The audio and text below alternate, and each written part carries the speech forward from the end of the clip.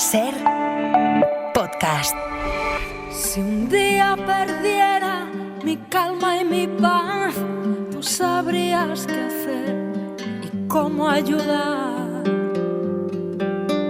Si perdiera la fe, tendría en ti algo en lo que creer.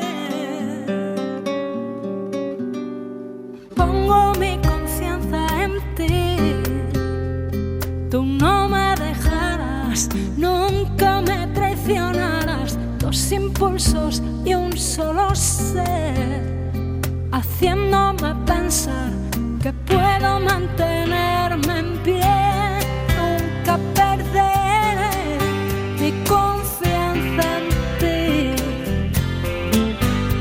No, nunca perderé mi confianza en ti. Hola, buenas tardes. Esta canción de Luz Casal, que se titula Mi confianza, la verdad es que nos viene al pelo para abordar el que sin duda es el gran tema del día, la declaración ante el juez del expresidente Zapatero. Después de casi un mes de silencio, 29 días han sido exactamente, sin un comunicado de 4 párrafos que ha hecho público tras declarar, aparece 3 veces la palabra confianza. Bueno, pues queda bastante claro por dónde va la estrategia o la línea de defensa en el terreno social y político, y moral incluso. El judicial tiene su propio camino y en función de las pruebas, de las evidencias de delito, si es que acaban apareciendo, pues allá pasará lo que tenga que pasar, ya veremos. Pero esa petición expresa de confianza a los ciudadanos, a personas, dice, que se hayan sentido defraudadas por todas estas noticias, bueno, ya con la historia de las joyas como remate final. Yo creo que todo esto sitúa el caso Zapatero en un terreno muy interesante para reflexionar, más allá del ruido y la bronca, previsibles y entendibles, porque es muy grave lo que se le imputa, pero digo que interesante porque creo, es una opinión personal, que el gran problema que tenemos ahora mismo, el gran problema social, cívico y democrático, además de la desigualdad, y no solo en España, es efectivamente una crisis de confianza. O sea, desconfianza en las instituciones, en los partidos, en los medios de comunicación, en la ciencia. Coño, si hay gente que no se fía ni de lo que le dice el médico, ni de lo que hace la maestra con su hijo, que ya sé que es una desconfianza alimentada por los promotores de la mentira, de los bulos, por los interesados en enfrentarnos, porque así sacan tajada. Pero que en mitad de ese panorama alguien apele precisamente a la confianza como elemento de defensa, bueno, me parece cuando menos llamativo. Otra cosa es si Zapatero ya ha perdido totalmente esa confianza, con todo lo que supone, o estará en condiciones de recuperarla. Porque ahí, entrando ya en el terreno filosófico, además de que la confianza, desde los tiempos de Aristóteles, está ligada a la virtud, a una cierta ejemplaridad, está bien recordar también una frase de Nietzsche que dice: no me molesta que me hayas mentido, me molesta que a partir de ahora no podré confiar en ti. Y ahí tenemos el tema. Marta del Vado, buenas tardes. Hola, buenas tardes. Isaías Lafuente, buenas tardes. Buenas tardes. En Radio Mallorca, Matías Valles, buenas tardes. Buenas tardes, Carlos. ¿Te ha sorprendido esta insistencia en pedir confianza a los ciudadanos con todo lo que le ha caído encima? Intenta recuperar el capital que ha sido la base de su existencia política, desde que fue aquel hombre corriente que llegó a la Moncloa por sorpresa y sin haber perdido nunca unas elecciones, el único presidente del gobierno que lo ha logrado. Pero yo creo, él dice esta frase: devolver la confianza a quien ahora duda, ¿no? El problema no es que dude, el problema es que la gente está convencida. No la gente, hay mucha gente que ha perdido absolutamente la confianza, eso está en cualquier encuesta política. Y luego hay otra cosa, que ya no se trata hoy de devolver la confianza, se trata de devolver el dinero, de devolver las joyas, de aclarar muchísimas cosas. Claro, son dos cosas, son dos cosas. Van ligadas, van íntimamente ligadas. Y lo que sí pasa cuando pierdes la confianza, yo voy a hacer una confesión que por supuesto no tiene el mínimo interés, pero como me ha pasado a mí lo cuento, y es que cuando ha entrado en la Audiencia Nacional he sentido tristeza. Ya. Es un sentimiento que hace, bueno, yo creo que no he sentido nunca, ni con casos de corrupción, ni con Jaime Matas, ni con el Rey, ni con Jordi Pujol, ni con ministro, ni con, desde luego no con Rodrigo Rato, y hoy he sentido tristeza, y esa tristeza viene de la pérdida de confianza. Y otra cosa que he sentido hoy es que después de llevar ya más de un mes, casi 2 meses con este caso, martilleando, diciendo, bueno, es un trámite la audiencia, ¿no? Hoy, cuando ha entrado Zapatero en la Audiencia Nacional como reo, o sea, como presunto culpable, como presunto delincuente, nos guste o no, yo he sentido el peso de la realidad, es decir, eso es la realidad, y ese peso considero que va a ser muy difícil que España, que en concreto esta legislatura que vimos ahora, se despoje de este peso. Voy a pedir ayuda. David Pastor Vico es filósofo, autor de Filosofía para desconfiados, y otro título que también viene muy bien para hoy, es muy oportuno: Era de idiotas, educar en la confianza para crecer en la sana convivencia. David Vico, buenas tardes. ¿Cómo estás, amigo? Muy buenas tardes, Carla. Pues muy bien, muy contento de estar nuevamente aquí en estos micrófonos. A ver, ¿a ti te ha sorprendido esta apelación recurrente a la confianza por parte del expresidente Zapatero? A mí me ¿Y qué significa? A mí me ha sorprendido como cada vez que un político hace algo coherente me suele sorprender. Y lo que ha hecho es un ejercicio de coherencia. Pedir confianza lo que significa, pedir confianza en la ciudadanía y aplazar esa duda. La duda es muy diferente. Él ha utilizado la palabra duda. En el fondo la palabra no es duda, es sospecha. No es duda, porque dudar es cuando no sabemos algo. Ya. Sospechar viene del latín suspiciere, que significa mirar con cierta inquina, buscando algo malo en el otro ya directamente, dando por hecho de que hay algo malo. Algo huele a chamusquina ya. Exactamente, esa es la sospecha. Cuando él pide esto, lo que está pidiendo a la gente es que haga enajenación, o sea, que deje en suspenso el juicio moral al que se le está sometiendo. Básicamente es, confíen en mí como persona, voy a dar las herramientas suficientes para mostrar mi inocencia, pero no sigan adelante con un juicio moral que se tiene que dirimir a la par que el juicio legal.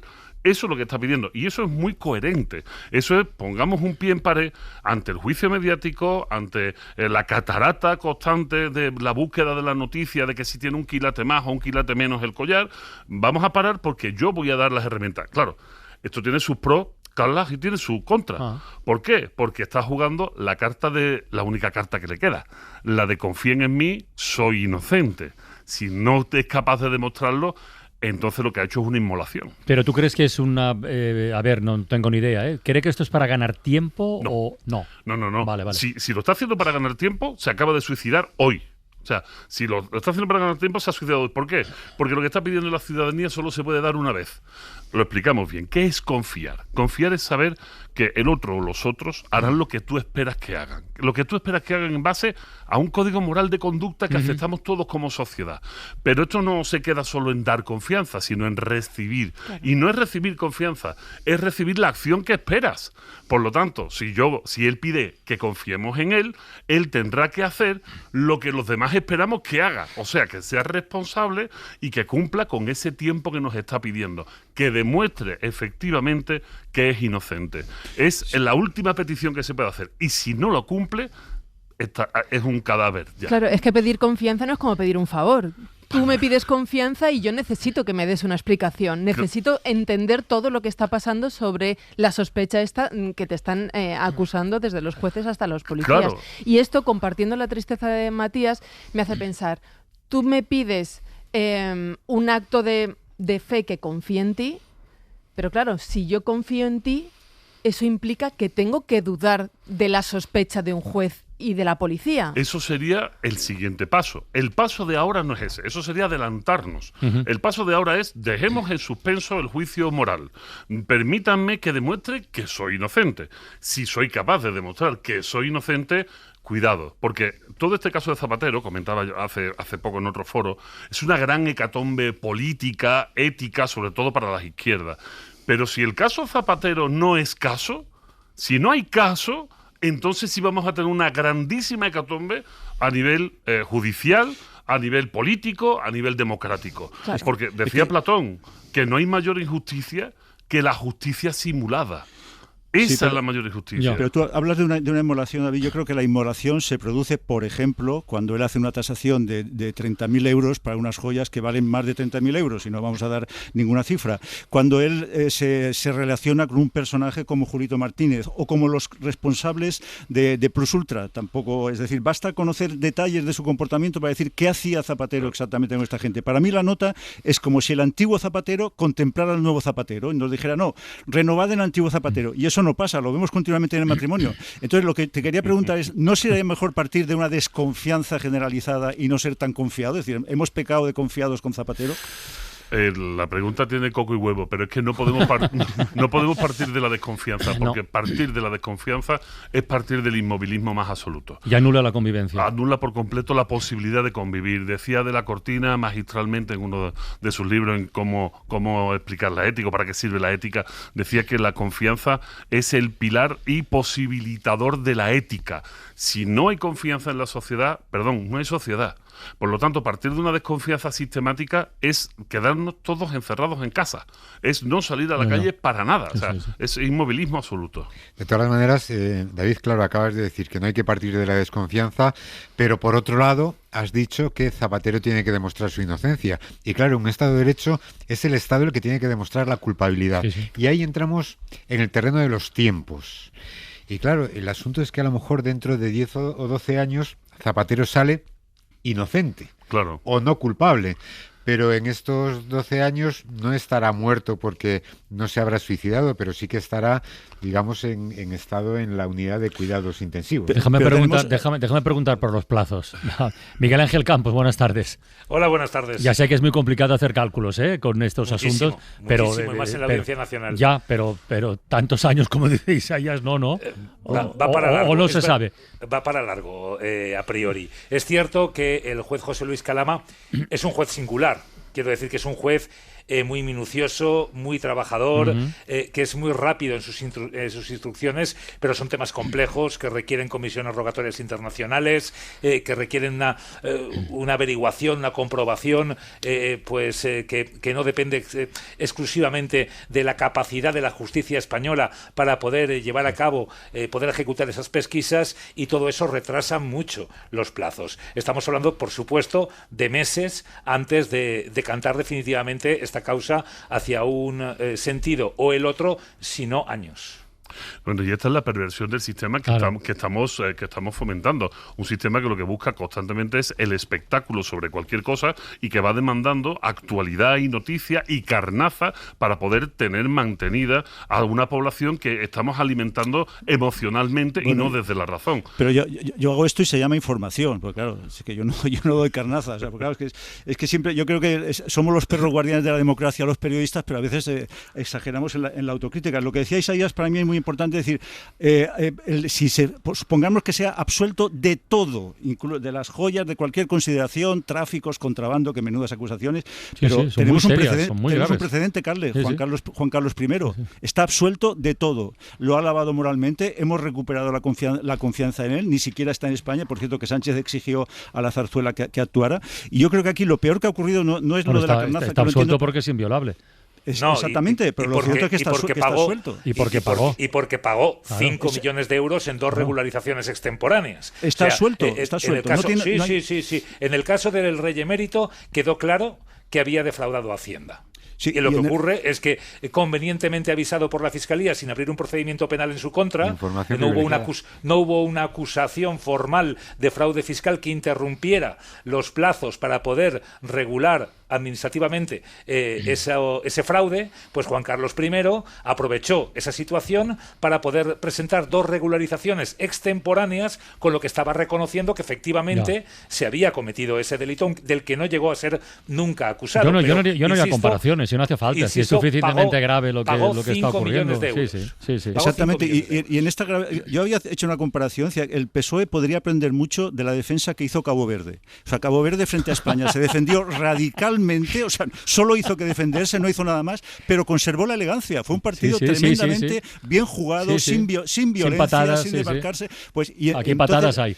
Claro, lo que no se entiende es que el PSOE insista pues hoy en mantener la fidelidad y la confianza absoluta y tal, porque realmente hay muchos extremos, los mismos que habéis dicho del rey, que aunque salga absuelto Zapatero, la cosa tan triste de las hijas, informes verbales, alguien se cree en los informes verbales, las joyas mismos que yo creo que sí, muy difíciles hay elementos muy inquietantes, digamos así. Sí, es así. Ya, pero conviene recordar, Matías, es verdad todo lo que dices, pero conviene recordar que hoy no ha declarado ante la Audiencia Nacional porque, haya hecho cosas que, ¿cómo lo va a hacer un expresidente de gobierno? No. Está sentado ante un juez de la Audiencia Nacional que está instruyendo un proceso por diferentes delitos penales y muy serios, graves. Muy graves. Porque si habláramos de el hacer de nuestros políticos, pues a lo mejor, claro, tendrían que estar más de la mitad en la cárcel. No. El asunto es que está sentado por delitos muy graves y estos delitos solamente se dirimirán, en el mejor de los casos, yo a Miguel Ángel le veo muy optimista, con meses, yo creo que años, sobre todo viendo los juicios paralelos que estamos viendo en estos momentos celebrarse, que no son instrucciones, no están sentados delante del juez porque les estén investigando. No, están sentados porque están siendo juzgados de esos delitos. Estamos hablando de delitos de hace 12 o 14 años. Por hablar Isaías, de una cosa concreta de hoy, Miguel Ángel. Revisa la fonoteca, Isaías. Sí. He dicho meses, si no años. Sí, años. No, sí has dicho que meses o años, pero Miguel Ángel, por ir a una cosa concreta, Sí. lo de esta autorización universal que hoy que ha ofrecido Zapatero al juez para que se confirme, dice él, que no tiene ni un euro fuera de España, ni de forma directa o indirecta. ¿Qué valor le atribuye esto a eso? Bueno, eso es relevante a priori. ¿eh? Sí. Si ha ofrecido Eso parece, es una especie de permiso para, de forma lo más rápida posible, que la justicia española, sin pasar por los canales habituales, pues pueda verificar a través de ese permiso internacional que efectivamente carece de intereses fuera, de algún producto financiero, de sociedades en las que pudiera ocultar algún tipo de dinero, ¿no? Es lo que él ha pretendido con esa presentación de esa declaración universal, de ese permiso internacional, y veremos, entendemos que la justicia española pues recogerá ese testigo. Precisamente ahí es donde vemos un ejercicio de responsabilidad. Lo que está haciendo es, yo os demando confianza, demando a la ciudadanía que confíe en mí, voy a demostrar las cosas y voy a responder. Y estoy respondiendo diciendo, aquí está la posibilidad de que se me esculque cualquier cuenta, cualquier empresa que tenga alrededor del mundo. O sea, es un toma y daca necesario para poder ganarse precisamente ese tiempo de confianza. Él está trabajando en un plano que no es un plano legal, es un plano moral, porque sabe que en el plano legal esto va a tardar lo que deba de tardar. Pero la batalla, ahora mismo, su batalla es el plano moral. Hay que recordar que hay dos tipos de líderes en las estructuras humanas. Suele haber un líder de facto, en este caso es el líder del Partido Socialista, que es Pedro Sánchez, y hay un líder moral. Y esto se lo arrogó él mismo durante las campañas anteriores. Y claro, ahora mismo se convierte ese líder moral en una columna con suelo de barro y tiene que reafirmar constantemente su situación. Pero vuelvo a decir, si está haciendo esto para ganar tiempo, se suicidó. Si esto lo está haciendo de una manera abierta y veraz, entonces lo que está demandándonos es, sí, es cierto, tenemos todas estas pruebas encima de la mesa, pero suspendamos el juicio. ¿Seremos capaces de hacerlo? Yo lo dudo. Yo también. Es que yo doblo la apuesta, David. Si en 2023 no está Zapatero, Sánchez no sería el presidente del gobierno. Claro. Pero esto mismo, dándole la vuelta con lo que estamos conociendo, que nunca lo hubiéramos imaginado, por lo menos yo nunca lo hubiera imaginado, claro, esto también supone que está clausurando de facto la legislatura. Fijaos, no es raro que Junts ayer, no es coincidencia, y PNV hoy estén diciendo, por favor, sáquennos de aquí como sea, porque esto no puede continuar de esta manera. Sáquennos de estas Honduras, porque realmente lo que estamos ahora mismo es una famosa crisis de confianza. Decías antes, Carla, nombrabas la crisis de confianza que tenemos en la sociedad, en las instituciones, en la justicia, etcétera, etcétera. Pero hay una aún mayor, que es la latente y es la que hace daño, que es la confianza interpersonal. Que no confiamos los unos en los otros ya a nivel vecinal, a nivel de barrio. Y esto es lamentada polarización, que en realidad no es más que una radicalización ideológica, y que llega al hecho de que no confío en el otro porque ya no lo veo como mi igual, ya no lo veo como alguien que tenga que disfrutar de los derechos que yo me arrogo tener. Por lo tanto, en este juicio le está diciendo, suspendan por favor el juicio moral, véanme como un igual y vamos a ver si podemos dirimir esto, porque de lo contrario, entonces ya la sentencia está echada, aunque dentro de 10 años, por arte de Birloque, resulte que salga inocente. Estamos en la prioridad personal. Correcto. Estamos en la prioridad personal. Exactamente. A todos los niveles. Miguel Ángel, ¿alguna cosa más desde el punto de vista judicial, de tribunales, algo más que quieras aportar? Bueno, porque ahora el siguiente paso, ¿cuál es?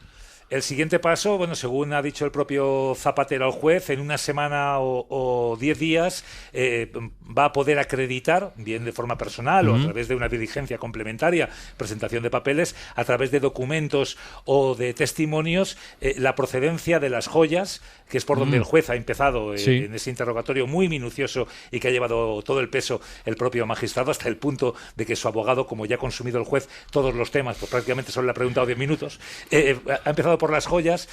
Zapatero ha dicho que no quería hablar de este asunto porque entendía que para ofrecer una respuesta eficaz debía aportar la documentación y los testimonios necesarios que acreditaran la inexistencia del fraude fiscal y del delito de contrabando, y entonces pues esa será la primera diligencia, que en una semana o 10 días máximo a priori presentaría esa documentación o testimonios que pudieran acreditar que no ha pasado nada y que esas joyas pues fueron regalos, la propia tasación, una pericial de parte, que para mí cambia poco la cosa, si costaban 1,3 millones o en su día costaban solo 500.000, ¿no? Y ese sería un poco el primer paso. Hemos visto también que el juez, ya lo sabéis todos, pues no ha querido imponerle medida cautelar alguna. La Fiscalía le pedía la retirada del pasaporte y comparecencias apudacta, comparecencias periódicas quincenales. Dice el juez que por la notoriedad, visibilidad y arraigo de Zapatero, pues que no era necesario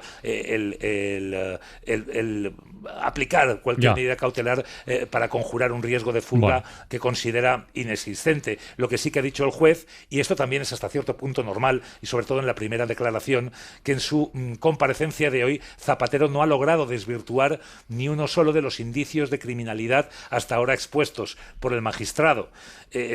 Alguien a lo mejor podía esperar una especie de milagro y que se cerrara la causa en el día de hoy. No es algo habitual, no suele suceder jamás en ninguna comparecencia. Quien entra imputado sale imputado de una primera declaración normalmente, y eso ha pasado también hoy con Zapatero y lo ha reflejado el juez en su auto. Muy bien, Miguel Ángel, pues seguimos en contacto. Sí, cuídate mucho, un abrazo. Un abrazo muy fuerte. David, ¿cierras? Vamos a tener que hacer un ejercicio de templanza, algo que a lo que no estamos acostumbrados. Paciencia en este mundo tan hiperconectado y rapidísimo, como diría mi querido José Carlos Ruiz. El tirar de paciencia es tirar de una virtud poco prolija. Sin embargo, creo que sería lo más sensato por muchas cosas, cuestiones morales, pero también cuestiones judiciales. No cerremos la sentencia, que no estamos diciendo que sea inocente, pero que no la cerremos, que dejemos que las cosas vayan a su ser y no prejuzguemos. David Pastor Vico, gracias por asomarte a la ventana, amigo. Muchísimas de verdad. Gracias. Y la palabra del día hoy, en fin, no puede ser otra que confianza.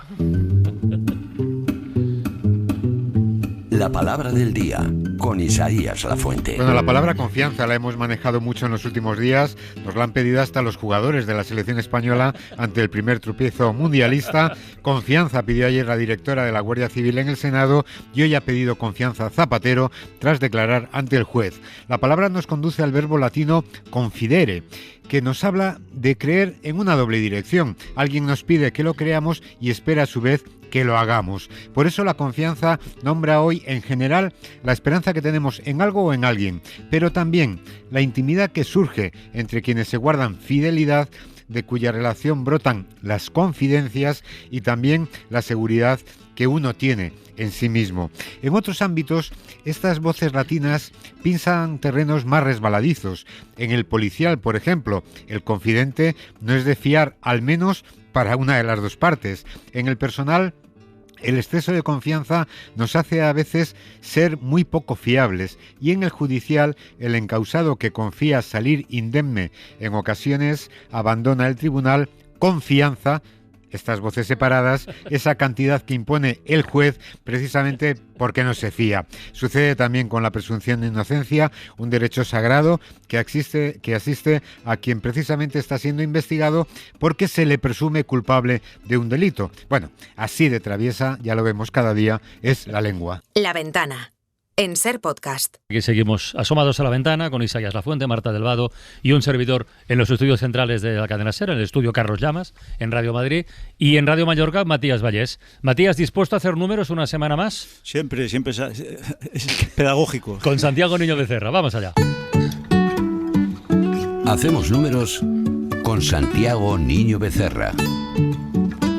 Hola Santiago, buenas tardes. ¿Qué tal? Buenas Estoy tardes. por preguntarte también por la confianza, que es un elemento fundamental si hablamos de economía. Y fíjate, conectado con la confianza, y vamos a centrarnos como un ejemplo concreto en la economía de Cataluña, porque se ha publicado estos días un informe llamado Informe Fénix, que ha provocado mucho ruido y mucho debate y algunas críticas también. El Informe Fénix es un diagnóstico económico y social elaborado por un grupo de economistas catalanes, y las conclusiones son para preocuparse. El PIB per cápita en Cataluña se ha desplomado en los últimos 25 años un 12% con respecto a Europa, lo cual es una barbaridad, que supongo que tendrá algunas causas detrás. La más importante, que parte importante de la economía en Cataluña se basa en dos sectores, que son por un lado la industria turística y por otro la industria cárnica, que tienen unos sueldos en general por debajo de los 27.000 euros brutos al año, lo cual hace descender ese promedio del PIB per cápita que tanto ha alarmado a tanta gente. Santiago, ¿en qué contexto ponemos este estudio? Porque si esto es así, bueno, ¿y qué pasará en otros territorios de España? Claro, si eso es en Cataluña. Carlas, daré otro dato, aportaré otro dato al que tú has dado del PIB. En términos medios, porque claro, estos estudios siempre se hacen en términos medios. Cualquier salario por debajo de los 27.000 euros no aporta a la economía el valor suficiente para justificar los 27.000 euros que se paga a la persona. Entonces, contando todo, contando servicios recibidos, etcétera, etcétera. Claro, ¿cuál es el problema? El problema es un estudio que yo creo que es fantástico, está muy bien hecho. Al doctor González Casanovas le conozco, es un estudio muy serio. Pone encima de la mesa un problema que era, bueno, más o menos conocido, pero que era sistemáticamente olvidado y obviado. Y era que, gran parte de la economía catalana se sostiene sobre bases de bajo valor añadido, baja productividad y, en consecuencia, bajo aporte de valor. Ya. Esto es muy peligroso. Yo simplemente daré un dato. En Cataluña, 3 comarcas, que son el Barcelonés, el Vallès Oriental y el Baix Penedès, generan el 48% del PIB de Cataluña. Pues entonces es un desequilibrio total. Es que ha sido total. Una revolución. Es una economía muy desequilibrada. Muy desequilibrada. El informe Fénix ha sido una revolución equivalente al informe Draghi, yo creo que incluso con resultados más dramáticos. Por ejemplo, hay otro dato: todo turista de 3 estrellas en Cataluña y en España nos sale a pagar. Es decir, viene un inglés, se aloja en una habitación de un hotel de 3 estrellas, entre todos, por supuesto, pagamos 4 euros diarios por cada turista que paga allí. Ya ha dicho Santiago muy bien el dato de todo salario por debajo de 27.000 euros también sale a pagar. Pero claro, yo, Santiago, hay una pregunta. ¿Alguien rentabiliza estos salarios? Entonces, claro. ¿Cómo tratamos esto? Como todo. Claro, el problema es que el aporte neto sale pobre. De ahí el desplome que ha tenido el PIB per cápita. Es decir, en Cataluña claro que hay industrias, claro que hay empresas de altísimo valor que generan, que están a la cabeza del crecimiento europeo y mundial. Todo eso es verdad, pero hay una parte que resta y no aporta. Entonces, claro, ¿qué es lo que habría que hacer? Mejorar, depurar, invertir, hacer lo necesario para que esa parte que actualmente resta más que suma, evidentemente sumara más que restase. Yo, Carla, por otra parte, lo que decías tú de... Parece muy preocupante todo esto, ¿eh? Lo es. Lo que decías tú de lo que pasa en otras partes de España, no sé, yo creo que cada región, cada comunidad tiene que mirar sus números.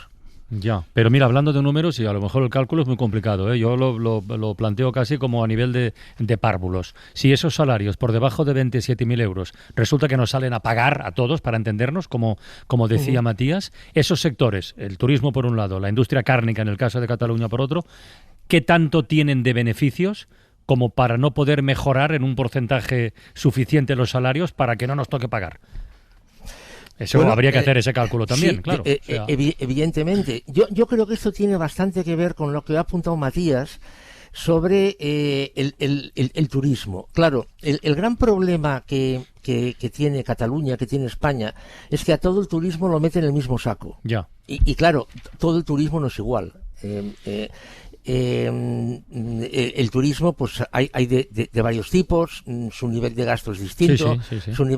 Entonces, claro, yo creo que lo que habría que hacer es potenciar cierto tipo de turismo y otro no potenciarlo tanto. Entiendo. Es que en España hay hoteles, conviene recordarlo, decenas de hoteles que cobran más de 2.000 euros por noche de media. Es decir, Sí, el señor. precio medio de la estancia 2.000 euros. Pero con otra particularidad. Si dices, muy bien, me quedo una noche, te dicen, no, una noche no basta, de ser como mínimo una semana. O sea, pueden exigir incluso periodos largos de estancia, sobre todo en temporada veraniega. Entonces, es que tenemos todo el nivel de turismo, el turismo Sí, sí. de borrachera, el turismo que casi nos avergüenza, con este turismo de ultralujo. La cosa es si se podía alcanzar un nivel de 4 estrellas, que sería el nivel ideal para que fuera rentable. Porque esa diferencia además que expones, Matías, y que te conoces bien por el caso de Mallorca en concreto, pero de Baleares en general, como otros lugares, pero ya que estás tú ahí, eso lo que hace también seguro es dibujar un desequilibrio entre municipios. Me imagino que muy importantes. Puedes dar nombres si quieres y si no sin darlos, pero habrá municipios de costa que tengan un nivel económico potente y otros que estarán muy por debajo, ¿no? Tú has llevado este programa al municipio más caro de España, que es Santa Eulalia Sí, de sí, Ibiza, sí. y al mismo tiempo en Ibiza está llena de asentamientos. Asentamientos son caravanistas, son chabolas, son chozas, cuidado, pobladas por gente con trabajo, con uno de estos sueldos de menos de 27.000 euros que no te permiten alquilar. Carlas, si me permites, Claro. el diario Ara, a través de datos del IDESCAT, como sabéis, el Instituto de Estadística de Cataluña, publicó un estudio, publicó el resumen de un estudio, en el que realmente era impresionante. Todos los municipios costeros de Cataluña en los cuales el turismo tiene un peso tremendo, estoy hablando de Cadaqués, estoy hablando de Sant Antoni de Calonja, estoy hablando de Sitges, en todos estos municipios, estoy hablando de Tossa de Mar, todos estos municipios que viven prácticamente del turismo, se encuentran en la lista de municipios más pobres de Cataluña. Fíjate. Impresionante. Es que visto desde fuera nadie lo diría. Es que Nadie. claro, y tú ves, Santiago, que no sé, las autoridades, no sé si municipales o autonómicas o el Estado se preocupe por, no sé, resolver este desequilibrio, o que les preocupe al menos que esto exista.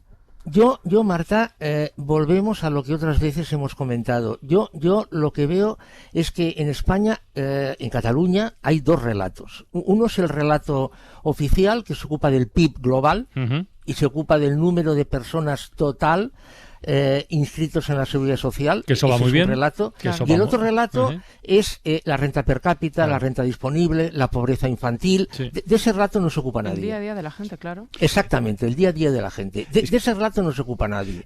Entonces, pregunta, ¿el PIB de Cataluña crece? Sí. ¿El PIB de España crece? Sí, evidentemente.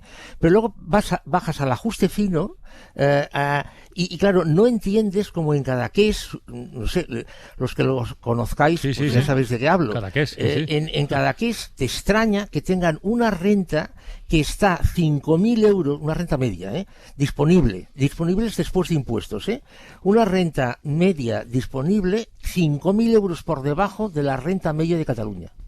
O que las comunidades más ricas de España, Santiago, sean, por ejemplo, La Rioja, aparte de Madrid y Cataluña, que evidentemente va de suá, La Rioja, Aragón, Navarra, es decir, las menos turísticas. ¿Esto cómo se explica? Ya que estamos en el Mundial, raseo el balón, Santiago Niño. ¿Estamos hablando de la economía como un tipo con buen aspecto pero enfermo? Pues, Isaías, no te diría que no. Es decir, si te fijas en unos aspectos, la economía española va bien. Claro, o sea, ¿quién diría que va mal? El país de Europa que más crece. O sea, ¿quién diría que va mal? Nadie. Pero luego pasas, como ha dicho Marta, al día a día y entonces es cuando aparecen los problemas. ¿De qué estuvimos hablando ayer a esta hora en la ventana? Sí, de la crisis de la vivienda. Del acceso a la vivienda y de esta franja de entre 25 y 34 años, que no es la única afectada, pero sí la que más seguramente, que tiene misión imposible a la hora de buscar no ya una casa de compra, sino simplemente de alquiler para vivir dignamente y tener un proyecto de vida. Efectivamente. Y esto no es ajuste ni fino, Santiago, es ajuste casi de primero de ajuste, vamos. Yo quería politizar esta respuesta de Santiago a la pregunta de Isaías. Es decir, entonces, una economía sana, bollante, una macroeconomía ejemplar, justifica que, digamos, que políticamente no se vaya tan bien, que no haya ni un gobierno con presupuestos, que haya las peleas, la corrupción que estamos viendo. Es decir, ¿todo vale con tal de mantener los datos? ¿A quién se lo preguntas? A Santiago, por supuesto, al experto, yo al profesor, siempre al profesor, sí. Pues no quiere contestar, Santiago se abstiene. ¿O se ha ido? Santiago, ¿estás ahí? No, se ha cortado. Yo creo que le ha dado miedo. Yo creo que le ha dado miedo a la pregunta. No, yo le veo una imagen hablando, pero no. Yo creo que le ha dado miedo a la pregunta. Está bueno. Oye, pues mira, vamos a aprovechar mientras recuperamos conexión con Santiago Niño Becerra, porque la vamos a recuperar. Tenemos todavía asuntos pendientes. Hoy, además del caso Zapatero, el otro, y iba a decir la otra gran noticia, o por lo menos el otro gran tema de conversación, está en el calor, está en el verano, que empieza este próximo domingo oficialmente a las 9:24 hora peninsular. Y que pinta, iba a decir para echarse a temblar o no, igual temblar no sería el verbo más adecuado. Jordi Carbó, buenas tardes, Jordi, ¿qué tal? No lo es. No, es el de temblar, no, precisamente, ¿no? Oye, bueno, es que además, para dar la bienvenida, entre comillas, al verano, la primera gran ola de calor ya nos llega ya, pero este fin de semana vivirá su apogeo. Sí, para ceñirnos al guión del programa, vamos a decir que los modelos que lamentablemente nos están diciendo esto nos dan mucha confianza. Dicho esto, vamos al grano. Y es que, por cierto, Isaías, el martes, prepárate que el día tendrá la palabra de honor, el calor, porque es en principio el día que esperamos que tenga más protagonismo en todo el país. Estupendo. Y contestando ya directamente a la pregunta. Martes 23, ¿no? Sí. La verbena de San Juan. Venga. Muy bien. Encima de eso, ¿no? La verdad es que se está presentando una situación que cada vez nos cuesta más explicar porque parece más increíble, ¿no? Los últimos 4 años han sido claves para que todo esté en la situación que estamos ahora. En 2022, junto con en el 2025, se batieron récords en gran parte del país de temperaturas medias muy altas. El año pasado, por ejemplo, desviaciones de más de 4 grados. Pero es que en 2019, un poco antes, fue en gran parte del país el día más cálido a finales de mes de junio. Se dio el día más cálido desde que hay registros en muchos observatorios. Pues bien, ¿qué está pasando el año pasado y este año? Que se juntan medias muy altas y es probable que, además, con el remate de este valor extremo, de estas temperaturas extremas, a partir del domingo, porque sí, hasta entonces vamos a tener temperaturas veraniegas, sin haber llegado todavía al verano astronómico, y a partir del domingo damos un salto y ya tendremos temperaturas propias de la canícula, que es ese momento estadísticamente, habitualmente más cálido. Pues nada, lo tendremos cuando todavía no habremos alcanzado ni finales de junio. ¿De qué temperaturas estamos hablando, Jordi, por ejemplo, a partir del domingo? Por ejemplo, en Madrid será fácil alcanzar los 38 grados. Claro, es una temperatura que en Madrid se vive muchos años, pero hay que insistir, estamos a mediados de junio. En muchos puntos del Cantábrico nos acercaremos a los 40. En el Mediterráneo, en la ciudad de Barcelona, por ejemplo, a los 35 grados, que es mucho para una ciudad del Mediterráneo, aunque también los últimos años se están dando con frecuencia. Y las estrellas del calor van a ser, como no, el Valle del Ebro y el Valle del Guadalquivir. Aquí se pueden superar los 40 grados. En Sevilla, por ejemplo, el martes, tranquilamente 42, 43 grados. Aunque tú lo expresas con sosiego, Jordi, son cifras para caer en el pánico colectivo. Entonces yo veo que en la última encuesta del CIS se pide precisamente, ¿le preocupa a usted mucho? Y 1 de cada 3 españoles no le preocupa lo más mínimo el cambio climático. ¿Eso coincide con tu experiencia o la gente te viene agobiada y obsesionada con el cambio? Hay de todo, ¿no? Ahora está como de moda, ¿no? Poner en duda sin fundamento la ciencia, ¿no? Y para eso a mí me gusta recuperar, aunque en los años 80 las clases eran de 40 alumnos y decían que eso no era válido, parece que muchos han olvidado algo que se decía, ¿no? Y porque el calor es una cosa, pero las derivadas son otras. Si recordáis, se decía, la ley de la termodinámica, el calor ni se crea ni se destruye, solo se transforma. Pues bien, todo este calor, lo vimos el año pasado, se transformó en tormentas con marcada severidad. Y esto es el otro escenario, junto con el de los incendios forestales, que de nuevo va a ser un año muy delicado. La suerte nos puede salvar, pero las condiciones van a ser muy férreas para que de nuevo tengamos grandes incendios forestales. Pero es que las tormentas esta tarde mismo, por ejemplo, en el interior de Galicia, van a ser sonadas, con granizo, mucha agua en poco tiempo. Y esta es la gran derivada también de este nuevo escenario, que cada vez que se presentan situaciones de tormentas, como previamente ha hecho, no calor, sino muchísimo calor, pues eso es energía que se va cambiando y normalmente las tormentas habitualmente ahora son con mayor severidad, con fenómenos más violentos. Jordi, estamos hablando estamos a las puertas del verano, de veranos cada vez más achicharrantes, y esto también se corresponde con inviernos cada vez más cálidos. O menos frío, ¿no? Depende, porque, por ejemplo, la sensación de este invierno pasado para mucha gente ha hecho mucho frío. íbamos a los datos estadísticos y nos haría que no, quitando en puntos de montaña, cotas medias de sobre todo la península, ha sido un invierno frío, pero aquí entran en juego muchas sensaciones, ¿no? Ha sido un invierno con mucha lluvia, es decir, poco sol, sensación de frío, pero lo que está claro es que sí, que se está dando en todos los extremos. Mira, yo hace años me fui de Barcelona a vivir en un sitio del interior de Barcelona, fresquito por las noches, por suerte todavía hace muchas heladas durante las noches, hace 4 años que son escasas, antes casi todos los días y con valores significativos, hace 4 años que son escasas y esto lo podemos traspolar a prácticamente toda la península. Jordi, has comentado la presencia de las tormentas cada vez más bruscas. Por intentar buscar algo positivo a esto, ¿la presencia de estas tormentas va a reducir el riesgo de sequía? Las tormentas, la verdad es que sí que voy a quedar un poco chungo, un poco apocalíptico. Y quien me conoce sabe que yo siempre soy muy cauto, no me gusta exagerar, pero eso es lo que me asusta un poquito más de mí, ¿no? Que últimamente miro mapas y asusta. Mira, la verdad es que la idea general, y no sé si eso responderá, es que tenemos que habituarnos a una situación de futuro que los extremos van a ser la norma. La sequía más extrema. Lo vimos en la última sequía, sobre todo en el nordeste de la península, 4 años, hacía muchas décadas que eso no pasaba. Los periodos lluviosos, bueno, lo hemos visto este invierno, ¿no? Han sido largos periodos lluviosos, récord, y esa es la idea. De hecho, en precipitaciones, los modelos climáticos nunca han sido contundentes, solo se barajaba la posibilidad que pasase lo que está pasando, que los fenómenos fueran más severos, pero que hubiera más agua, no, que hubiera menos agua, tampoco había consenso. Y en nuestro país lo que hace falta es episodios largos de lluvia, porque al final estas tormentas abarcan una pequeña parte de una cuenca hidrográfica, de manera que para reservas de agua o para humedecer los bosques no son demasiado efectivas. ¿Tú cómo llevas el calor, Jordi? Fatal. Bueno, ahora lo vivo, como un divertimento, porque al final siempre se dice, ¿no? Los meteorólogos nos gusta el mal tiempo. Lo que nos gusta es que pasen cosas, un poco como los periodistas, ¿no? Que a veces parecemos enfermos. Y mira, a ver, pues esperando récords, voy restando récords. ¿Cuánto queda para un récord este año en mi observatorio? Y Santiago, que creo que ha resucitado. Santiago, estás ahí otra vez, ¿no? Hola, sí. ¿Tú cómo llevas lo del calor? Lo odio y lo aborrezco. O sea, para mí, sí, yo debo ser raro en ese aspecto, hombre, no. Pero mi mes preferido es enero, por ejemplo. Y como más frío, mejor. Cuidado, enero en Barcelona, ¿eh? Enero en Noruega no sé. Vale. ¿Y tú, Matías, cómo llevas el calor? No, aquí es fatal, son 6 meses a 30 grados. Yo, ahora como estamos aquí en la intimidad, yo no entiendo que venga un turista a Mallorca en agosto. Desde luego es una cosa, los ves refugiándose bajo las palmeras, que encima no salga a pagar, buscando sombrillas. Exactamente. Que encima tenemos que turistas subvencionados. Sí, encima. ¿Y vosotros, Marta Isaías, cómo lleváis el calor?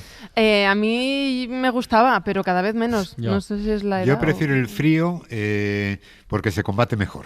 Y además soy de Valencia. A mí me da igual. A mí me gusta todo. No, a mí yo también disfruto de todas las estaciones, pero hombre, como a mí me da igual.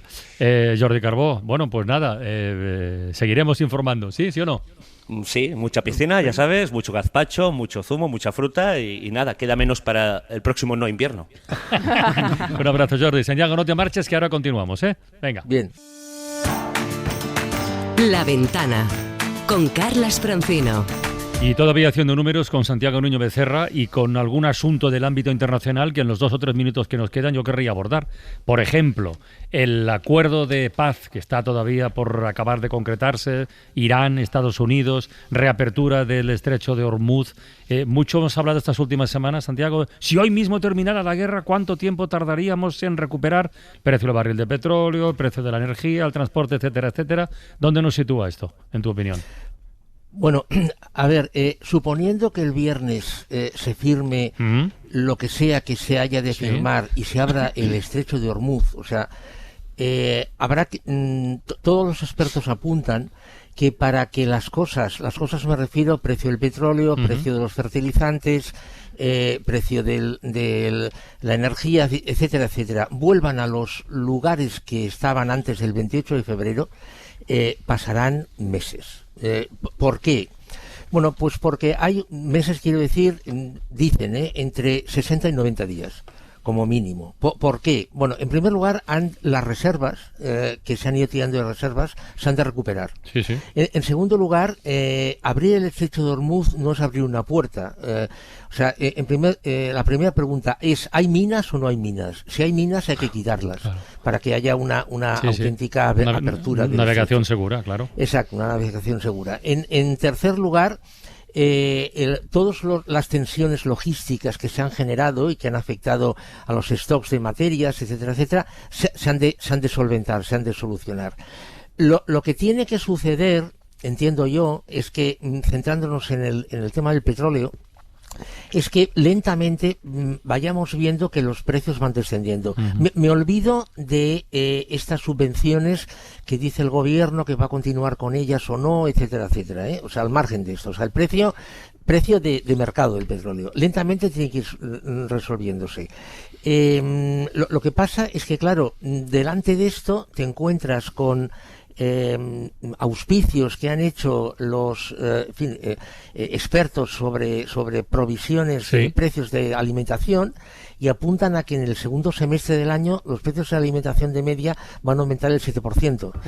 Entonces, claro, me preguntarás, ¿y esto cómo casa con lo otro? No casa.